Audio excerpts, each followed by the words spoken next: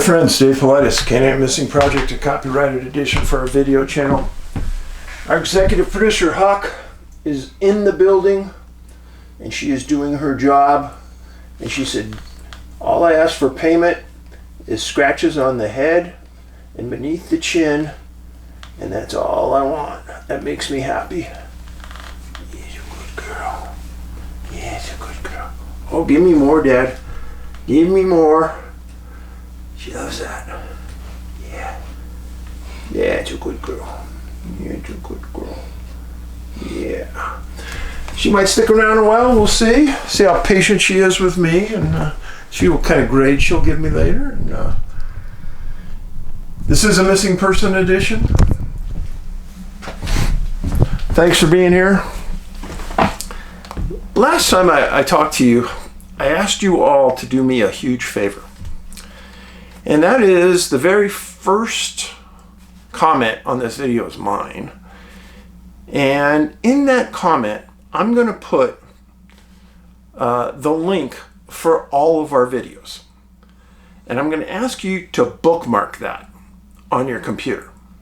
And why is that? I've had so many people tell me, hey Dave, I wasn't notified. Hey Dave, I was unsubscribed.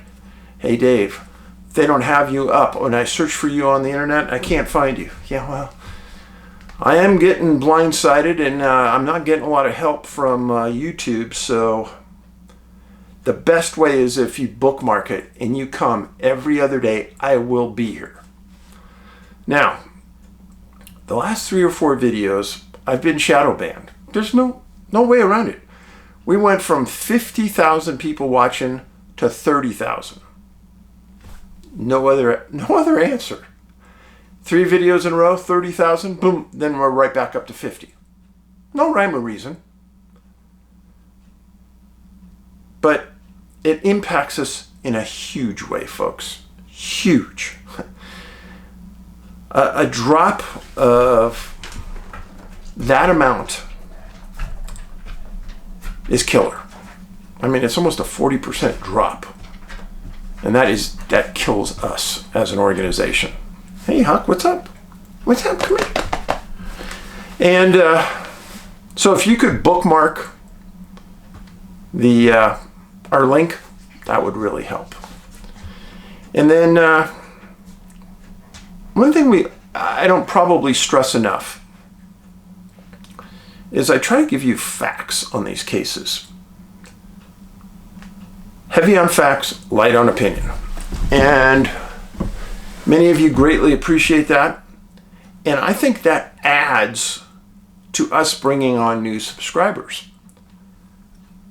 I know some people want to hear opinions. Personally, when I'm out there looking, I'd rather just hear facts. Let me come up with my own opinion. Capiche? Capiche. Now, the first case I'm going to talk to you about, these are both cases I've never talked about before. This first case isn't in any book. It's a case that we came up with not long ago out of Arkansas, Fountain Hill, Arkansas. And it involves a man named Brad Allen, 37 years old, and went missing July 18, 2017, not that long ago. 5'9", 165, height and weight.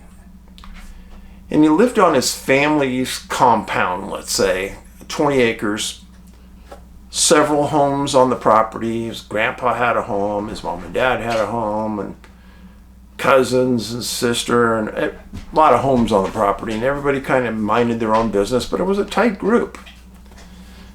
Hey, what are you doing? Don't eat stuff off the floor, ding dong. She rarely does, as a matter of fact. Hey, come on. Come on, come on. You're a good girl. Yeah, it's okay.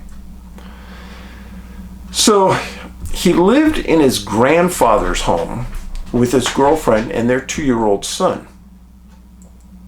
His girlfriend's name was Megan Cody. Well, Brad also had 2 kids with another woman not far away. They lived. At the time of the incident,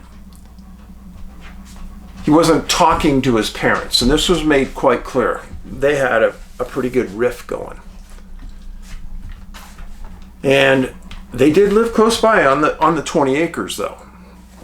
And as this plays out, you're going to see how this has meaning. Ain't you a good girl? Ain't you a good girl? Yeah. Well, on July 18th, 2017, at 3 a.m., Bradley and his girlfriend Megan get into a verbal argument. And Megan said it wasn't one of their horrendous ones, but Brad was upset.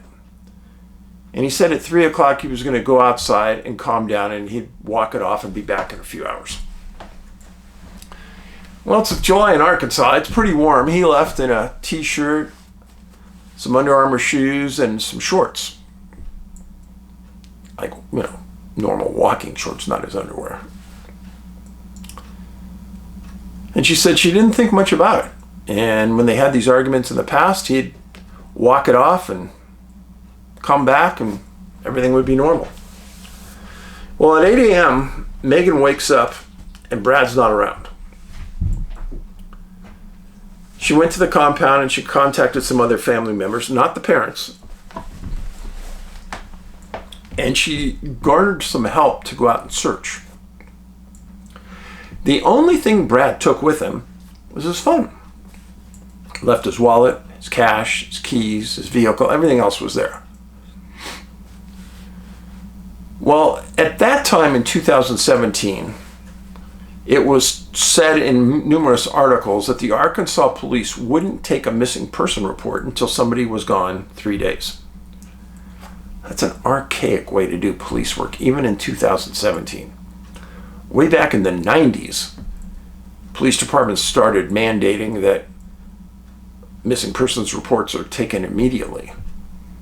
So I'm not sure why Arkansas or the sheriff there didn't take it, but the family said they wouldn't. So the family searched for 3 days. They couldn't find anything. It's kind of suspicious in my mind. Well, the sheriff's office put out this missing person bulletin. And it's Ashley County. Ashley County had responded out, took a report, interviewed all the people in each of the homesteads on the property that were involved in the search. And at this point, the parents also knew. Everyone involved said, yeah, we better tell the parents now since we're going to bring the sheriffs in. So the deputies interviewed everybody. Didn't come up with anything huge. And this area is important to me. Here you're going to see why. Now this is Louisiana. And right up here in the highlighted yellow is the Mississippi River. This is where Brad disappeared. This is Pine Bluff. So just south of Pine Bluff is where he was living. I've always said, and I always will say, Mississippi River and disappearances go hand in hand. Fountain Hill is not very far from the Mississippi River, especially where they lived. All right? So the sheriffs bring in dogs, ground pounders. They search for several days. They're not finding anything. But they go back, re-interview the people again. And everyone's story is lining up. Now, Brad left everything behind, but that cell phone. So the sheriffs decide that they're going to do a search warrant on the cell phone. Good point. Now, you don't right away start doing search warrants on cell phones because it's a pain in the butt. It takes you a couple hours to write a search warrant. You got to go find a judge to sign the search warrant. Then you got to serve the search warrant on the phone company, which sometimes isn't easy to find the right person. And then you got to wait for the results. All this takes time. Every cell phone company handles these search warrants differently. Well, the sheriff did it. And he got the information back. And he said that sometime immediately after Brad left his home the cell phone went dead. And the sheriff said that they couldn't tell if it went dead because the battery went dead or it went dead because somebody or he turned it off. So he said there was no tracking history that they could find on the phone. But they also got data and phone information. And the sheriff went through all of that. And he said from all the information, he didn't get one inkling about what might have happened to Brad. Now, the girlfriend said that Brad had a really good construction job that he liked, paid good money, and he had people to support. He had 2 kids and his own son and girlfriend, so he had a handful. In January 2018, Sheriff Tommy Sturgeon of Ashley County stated, "I'm still working off the belief he is alive." He said, "We don't have anything." He said, "This is one of the worst cases because we've got nothing."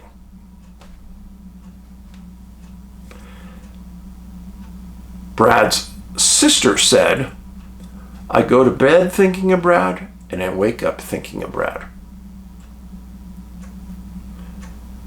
His girlfriend said that the day after he disappeared, a big check was deposited into his account.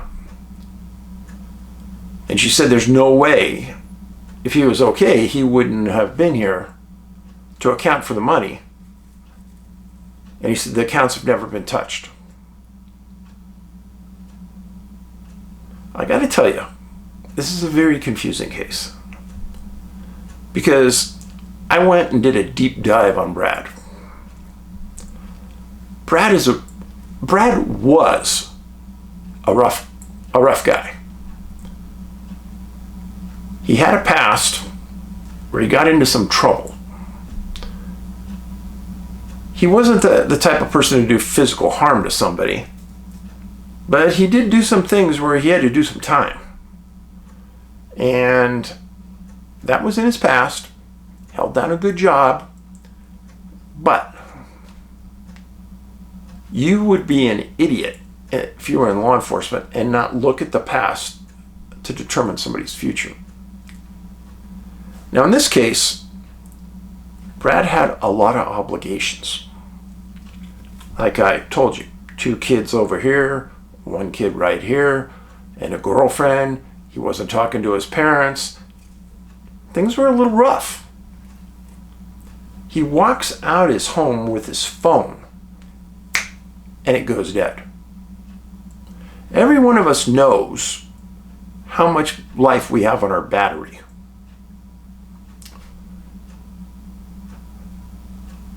Now, if you were going to start a new life, you would not want your ID. If you wanted to start a new life, you start fresh. Now, he left with just the shoes, shorts, and a t-shirt. No wallet, no cash, nothing. What happened? A couple of choices. The sheriff's statement is interesting because I was thinking along the same lines. Sheriff stated that he's under the belief that he's alive. Well, if he's alive, he's not in the woods. Someone's taking care of him. If he's alive, then he's either being held without or against his will, or somebody is taking care of him. Either choice is not good for the family that misses him. And I can tell you for a fact that family misses him a lot. After he disappeared, his mom made some statements about how crushed she was and how much she misses him. For the sheriff to say in 37 years in law enforcement, this is one of the toughest cases he's worked, it tells me a lot. That tells me there really was nothing. Apparently the canines didn't pick up much of a scent trail. They didn't find any tracks out in the woods. Think about Missing 411 in The Hunted. Highlighted several cases that were very similar to this with a complete lack of evidence. The elderly hunter who was sitting there as his son and others pushed deer towards him, and he just disappeared. No evidence. No place to go. Just like this. No place to go. I don't know. This is a tough one. A lot of choices, not a lot of good answers. It's been 7 years. He hasn't been found. And there's been nobody that's come forward with any evidence or any suspects. Wow. I don't know. I hope for his sister, his girlfriend, and his 3 kids. I hope he walks out of there a different person and apologizes for what he did, if he did this voluntarily. And if he didn't, I do hope that they can stumble across his body and get some answers. Second case. Children's cases, to me, offer much more insight as to what's going on than adults. When I've talked to you before in the past about children walking tremendous distances, uphill, high elevations, it makes you think, would a child really do that? In Missing 411, the movie, we highlighted several kids who went phenomenal distances. Distances that survivor man Les Stroud said, I don't believe it. I don't believe it, It's something else is going on. Now you can watch our movies, Missing 411, Missing 411 The Hunted, Missing 411 The UFO Connection, all on Tubi, Tubi online right now, free. Free. Please go watch them and tell your friends, please go watch them. It would help us immensely. This next case involves a 2.5-year-old girl. The other thing about these cases that I want you to remember, they don't have to happen way deep in the woods. They don't have to happen in a national park. I've learned positively these can happen anywhere. This incident happened in the San Francisco Bay Area, not far from where I grew up. I grew up in Cupertino. This happened in Menlo Park, right adjacent to Stanford University. Patricia was 2.5 years old. Patricia Connolly. She went missing January 29th, 1942. Her parents' home was right adjacent to Stanford University. If you have never been to Stanford University, go. I'm serious. I'm being 100% serious. Not because you're going to want your kids to go there or anything. It's one of those things you need to go on a bucket list. Personally, I think it's one of the top 5 university grounds anywhere. It's beautiful. I mean, really beautiful. The homes around it, multi-million-dollar homes now. And it's in a beautiful neighborhood. Stanford is gorgeous. I was poor. I was poor growing up. My dad was a fireman. I had great grades and great scores. I got into Berkeley. I probably could have gotten into Stanford. My dad said, "You're insane. You're not going to Stanford. I can't afford it." So I had to go to Berkeley.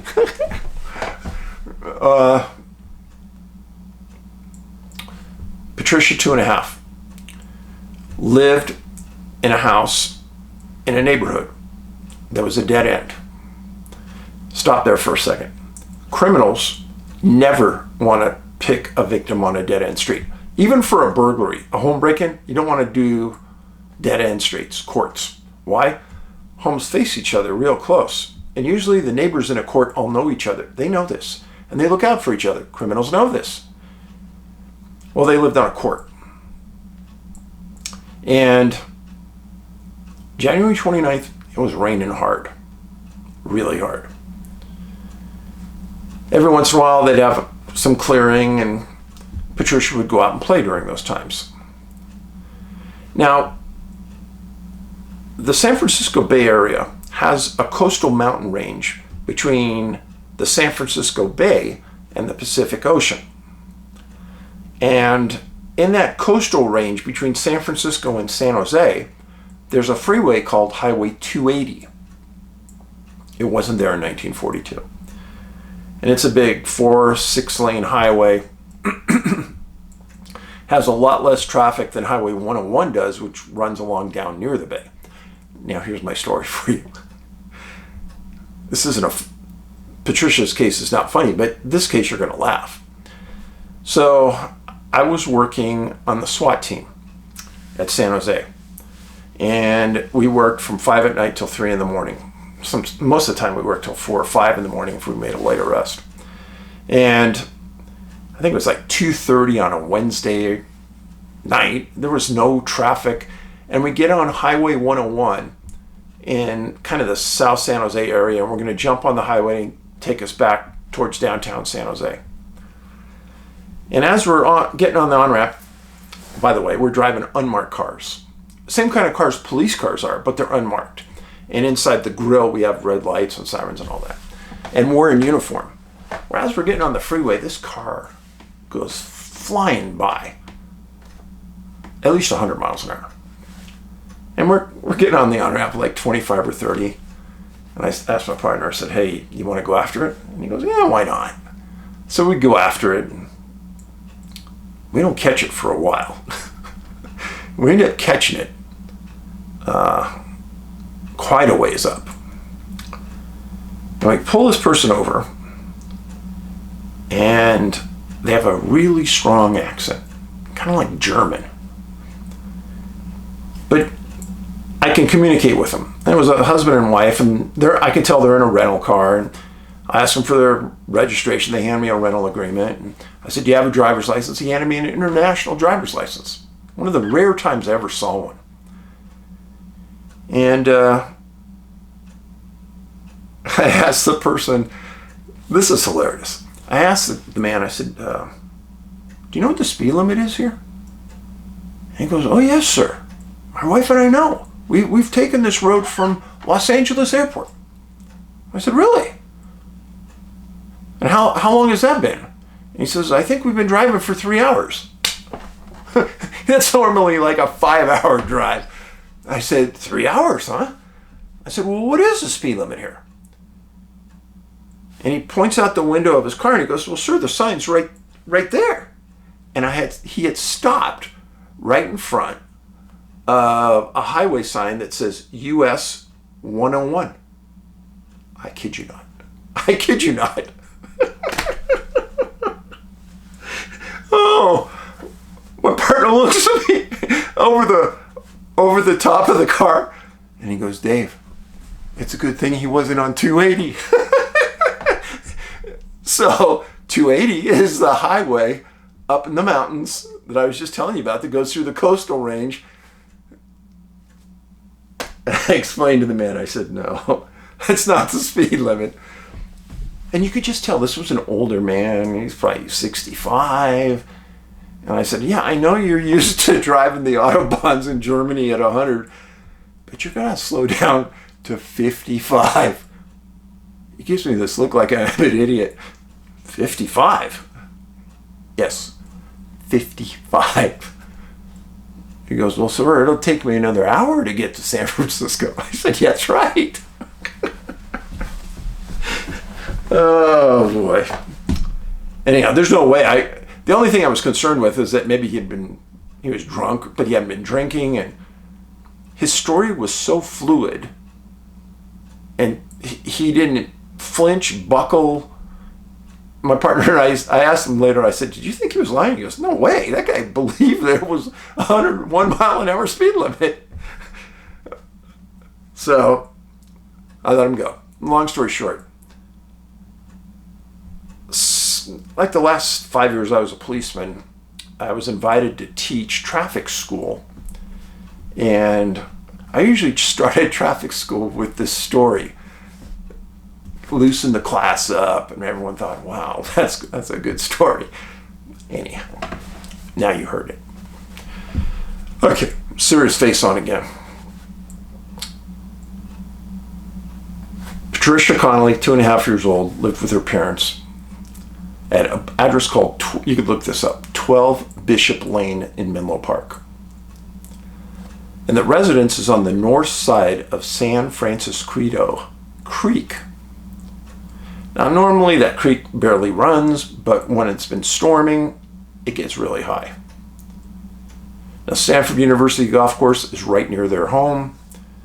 And during the day, the flow in that creek going towards the golf course was fast and high. Like I said, it was heavy rain that day off and on.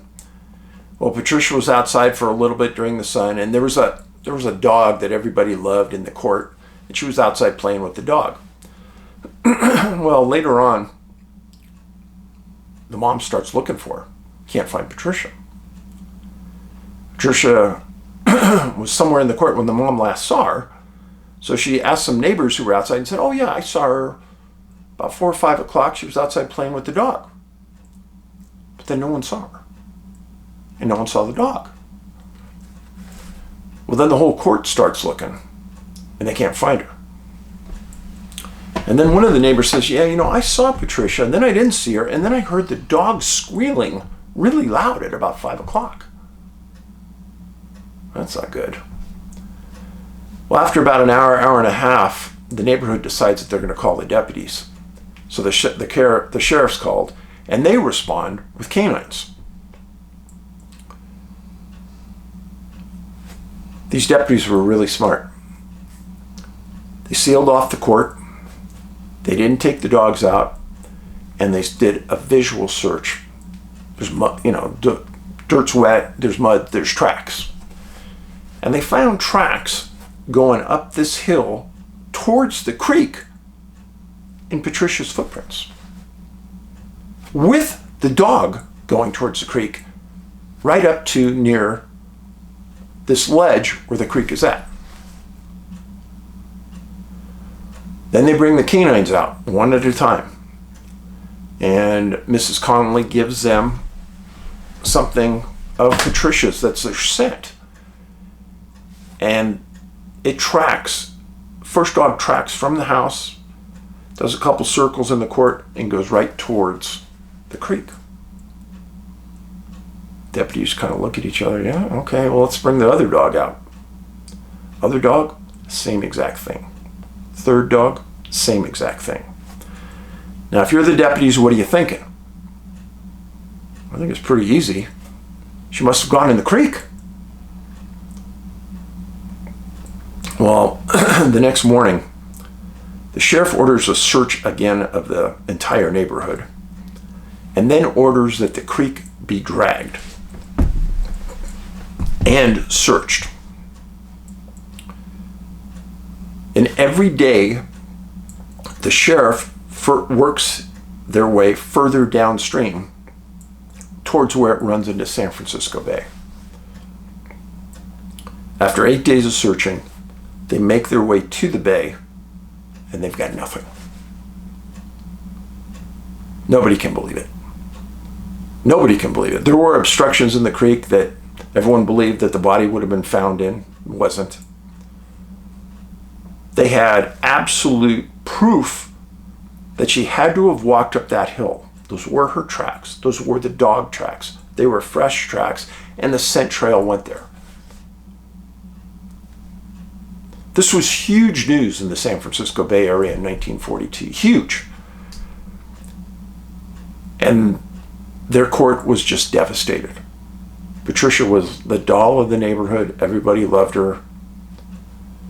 Interestingly, her father was in the hospital when this happened.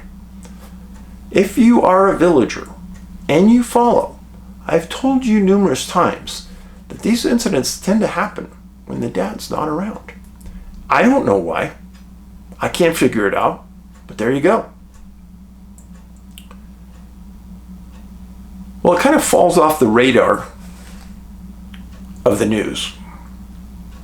Everyone figures she's deceased. and they can't find her. 28 days later, she's been gone for 28 days. A Palo Alto resident named H.D. Haggett was hiking in a ravine 4 miles west of the Connolly residence. Let me tell you, this area up in there is beautiful. Beautiful to hike even today. He was hiking up a grassy gully, and he was 100 yards from ongoing construction of a building, 100 yards away. And he's in this gully, and he comes across the body of Patricia. Now, when I read this, I could not believe it.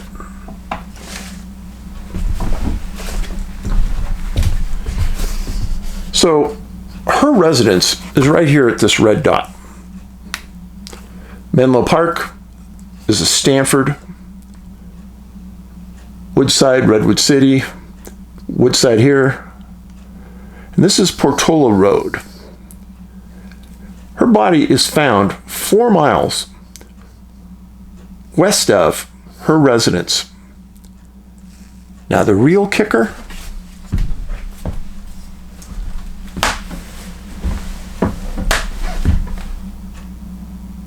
she's 4 miles in a straight line from her residence. Folks, I've told you a million times, nobody walks a straight line. I guarantee kids never walk a straight line.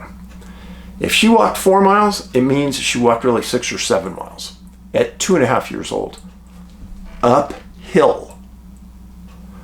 She, in fact, had to walk over a 650-foot hill, down the other side and into the gully. She also had to have crossed a bridge over the creek to get to the hill.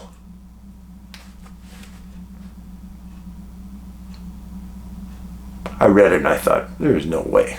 There's no way. I'm sorry. 2.5-year-old girl should be found 95% of the time and 2 miles less from the point she was last seen at her house. The coroner got there, and the family identified her from what they found on her body, her clothes. Her shoes were not on her body.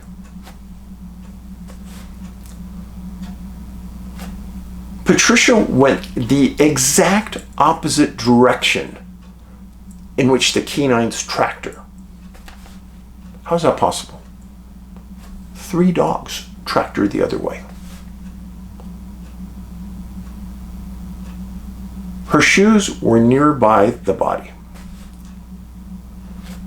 She disappeared adjacent to the creek. 3 canines failed to find her. No canines ever found her. The coroner stated that she died of exhaustion. You will not find that determination of the cause of death, exhaustion, anywhere today. No, you won't. That does not exist. She was 100 yards from people building a home. She crossed a bridge. She had to have crossed a couple of roadways to get to that location. I don't believe any of it. None of it. And I'll throw you a big one. I don't believe some pervert picked her up and carried her away. There was never anything mentioned in the autopsy about a sexual assault. Nothing. Exhaustion. The reason this case is important to me is it happened in a city adjacent to a rural area, which were these hills. Nobody saw her. It was storming. It was wet. Now, do you think while it's storming, a little girl is going to keep walking? I don't think so.